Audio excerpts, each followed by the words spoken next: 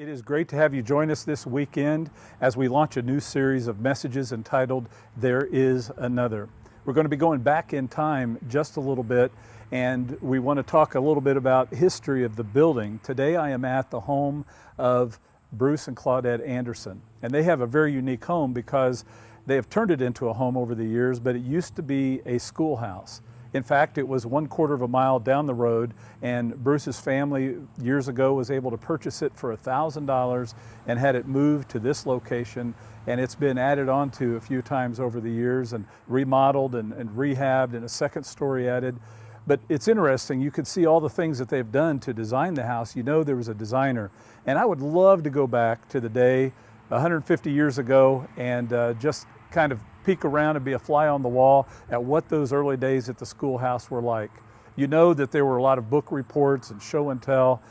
There were a lot of lectures from the teachers, and if you knew everything that was ever taught in this schoolhouse, you would be a really wise person.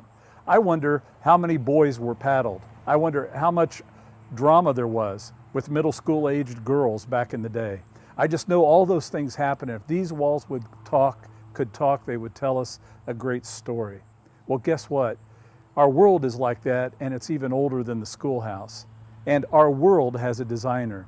You can see the sun and the moon and the stars and our solar system and the seasons and the exact atmosphere we have to keep life on Earth. And you know there had to be a plan to all of this.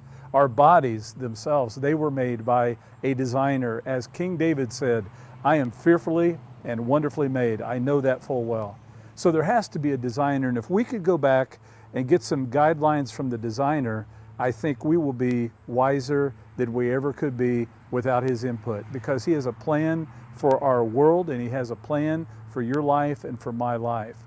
We're going to be talking about that in the next few weeks, about how Jesus himself was with God at creation when God said, let us make man in our image. And so we're going to be going back to the beginning, and we're going to even see Jesus Christ was at the beginning as we kick off a new series this weekend entitled, There Is Another.